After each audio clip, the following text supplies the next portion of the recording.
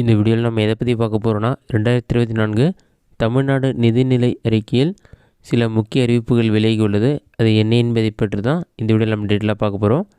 First ஒவ்வொரு அறிவிப்பாக என்ன என்பதை பற்றி பார்க்கலாம். இதில் ஃபஸ்ட்டு அறிவிப்பு என்னென்னு பார்த்தீங்கன்னா, கலைஞரின் கனவு இல்லம் 2030க்குள் பார்த்தீங்கன்னா குடிசை இல்லா தமிழ்நாடாக மாற்றப்படும் என்று கூறப்பட்டுள்ளது. 6 ஆண்டுகளில் பார்த்தீங்கன்னா 8 லட்சம் கான்கிரீட் வீடுகள் கட்டித்தரப்படும் என்று கூறப்பட்டுள்ளது. 2024 மற்றும் 2025இல் ஒரு ஆண்டுக்குள் பார்த்தீங்கன்னா 1 லட்சம் வீடுகள் கட்டித்தரப்படும் என்று கூறப்பட்டுள்ளது. வீட்டிற்கான மதிப்பீடு செலவு பார்த்தீங்கன்னா 3.5 லட்சம் என்று கூறப்பட்டுள்ளது.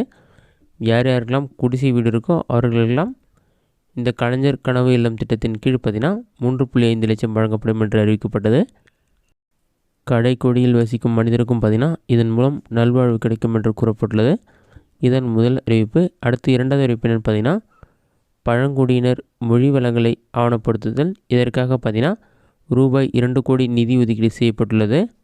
அடுத்ததாக சிந்துவெளி பண்பாடு நூற்றாண்டுக்கு 1924 அதிலிருந்து 2024 வரை கருத்தரங்கம் நடைபெறும் என்று கூறப்பட்டுள்ளது. சென்னையில் பார்த்தீங்கன்னா இந்த கருத்தரங்கம் நடைபெற உள்ளது.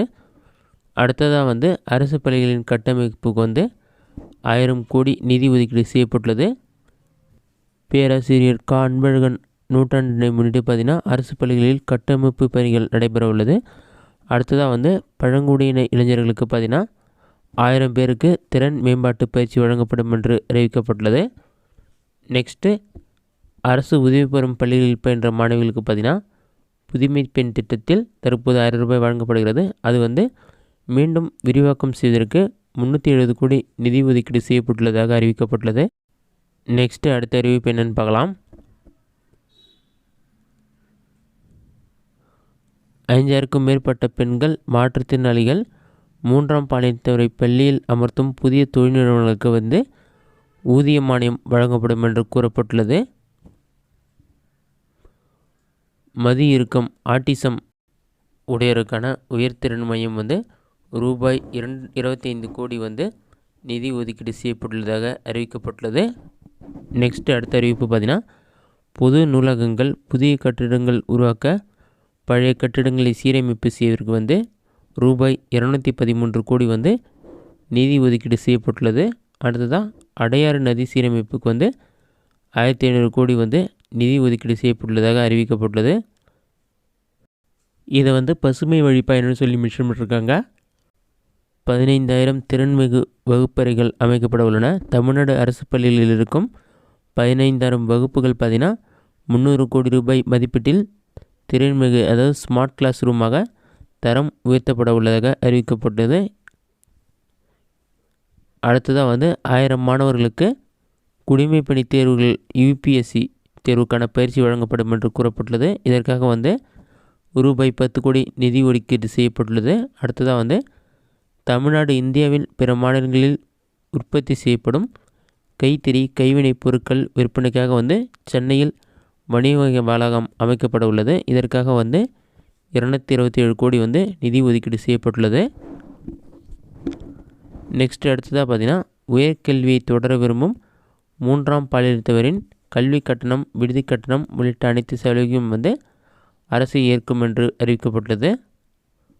மாற்றுத்திறனாளி விளையாட்டு வீரர்களுக்காக பார்த்தீங்கன்னா 6 இடங்களில் பாரா தடகள விளையாட்டு மையங்கள் அமைக்கப்படும் என்று அறிவிக்கப்பட்டுள்ளது. நெக்ஸ்ட்டு பார்த்தீங்கன்னா, தமிழ்நாட்டில் ஊரக பகுதிகளில் இயங்கி வரும் அரசு உதவி பெறும் பள்ளிகளில் 1ஆம் வகுப்பு முதல் 5ஆம் வகுப்பு வரை பயிலும் 2 லட்சம் மாணவர்களுக்கும் பார்த்தீங்கன்னா வரும் கல்வியாண்டு முதல் முதலமைச்சரின் காலை உணவு திட்டம் விரிவுபடுத்தப்படும் என்று அறிவிக்கப்பட்டுள்ளது. நெக்ஸ்ட்டு அடுத்த அறிவிப்பு என்னென்னு பார்க்கலாம்.